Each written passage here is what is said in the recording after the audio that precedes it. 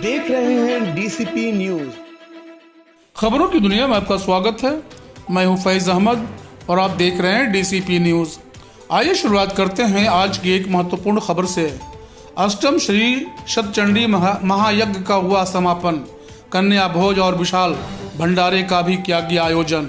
अहिल्या सीतापुर जनपद सीतापुर के क्षेत्र पंचायत अहिल्या के अंतर्गत ग्राम पंचायत नौवा अंबरपुर के माता रानी मंदिर पर 7 दिन तक हवन यज्ञ और प्रवचन के 7वें दिन समापन अवसर पर मुख्य कथा व्यास ईश्वेंद्र शास्त्री ने बताया कि यज्ञ से बड़े बड़े रोग ठीक हो जाते हैं।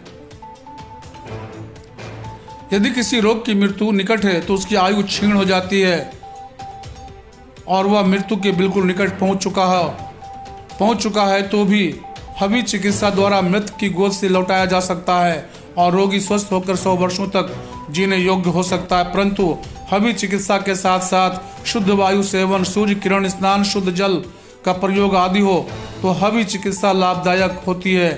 रोगी को यज्ञशाला के पास बैठकर उसकी सुगंध तथा ऊर्जा अपनी नासिक अथवा रोम छिद्र से औषधि शरीर अंदर पहुंचने पर रोगी एकदम ठीक एवं स्वस्थ हो जाता है।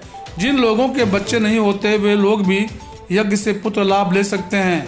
वैदिक काल से पुरुषों के पुरोडास और महिलाओं के लिए चारु का प्रचलन चल रहा है। यज्ञ का सर्वोच्च प्रभाव इनमें समाविष्ट होना माना गया है। पूर्णाहुति होने के उपरांत सामान्य यज्ञों में थोड़ा ही तापमान बचता है, इसलिए इसमें एक भी पदार्थ बन सकता है। पुरोडास बना लेने से इतनी ऊर्जा नहीं बचती है कि उस पर चारु पकाया जा सके। पुत्र प्राप्ति के लिए यजमान को 1 सप्ताह का व्रत उपवास करना चाहिए। चारों पुरोहितों को 1 मास पूर्व फलाहार रहना चाहिए तथा 1 वर्ष तक ब्रह्मचर्य पूर्वक संयम से रहना चाहिए, तभी बड़े यज्ञों का विधान ठीक तरह से संपन्न हो सकता है, जो वर्तमान परिस्थितियों में अत्यंत कठिन है। राजा दशरथ ने पुत्रेष्टि यज्ञ करवाया था, जिसमें उन्हें औषधियों के मिश्रण से बने हुए चारु और पुरोडोस आदि यज्ञ वशिष्ठ के रूप में के खाने से याज्ञिकों में जीवन शक्ति के अभिवर्धन के साथ संतानोपत्ति के तत्वों की पूर्ति हो जाती थी।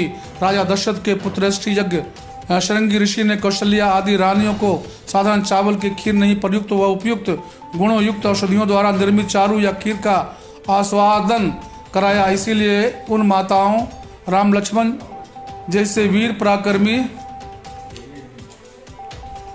धर्मात्मा पुत्रों को जन्म दिया तथा कथा व्यास मीनाक्षी देवी ने बताया कि ऋग्वेद में वर्णित है कि सोम रस से यज्ञ करने से पानी की बरसात होती है। सोम रस को स्वच्छ करके यज्ञ में हवन करने से उसकी मधुर धारें छूटती है और आकाश मंडल में अपने तेज युक्त सूक्ष्म अवयवों से सूर्य की किरणों को बसाती वृष्टि और शुद्ध करती है। यह बताया जाता है कि सोम को होम करने पर पुनः सोम की उत्पत्ति किसके साथ होती है। यज्ञ बीत चुकने के बड़े बड़े पत्तों वाले सोम जनक मेघ होता है। सोम ही संजीवनी बूटी थी, आज भी है।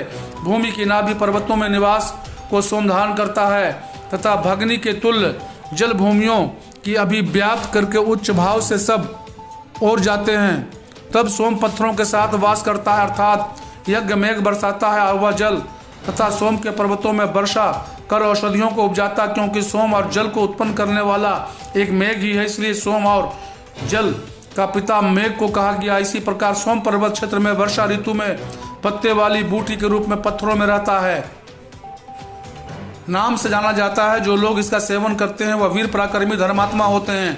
प्राचीन काल में राजा लोग सोम रस का सेवन क्या करते थे, इसलिए बहुत ही बलवान शक्तिशाली होते थे। यज्ञ के समापन विशाल भंडारे का आयोजन किया गया, जिसमें क्षेत्र के सभी लोगों ने बढ़ चढ़कर दान देकर अष्टम शतचंडी महायज्ञ का प्रसाद तथा मनोकामनाएं लेकर अपने अपने घर को वापस गए। लोगों का कहना है कि यहाँ पर यज्ञ प्रतिवर्ष होती है। प्रतिवर्ष नया कार्यक्रम होता है, जिससे क्षेत्र के लोगों में काफी उत्साह रहता है। यज्ञ व्यवस्थापक प्रभाकर वर्मा, ग्राम प्रधान नौवा अंबरपुर सुरेश कुमार वर्मा, कमलेश वर्मा, गुड्डू वर्मा, धनंजय सिंह, पूर्व प्रधान नौवा अंबरपुर अंबुज सिंह आदि बहुत से क्षेत्रीय लोगों ने सहयोग करके यज्ञ में सहयोग करके पुण्य के भागीदार हुए। विकास शुक्ला के साथ गोकर्ण प्रसाद की विशेष रिपोर्ट, डीसीपी न्यूज अहलिया सीतापुर।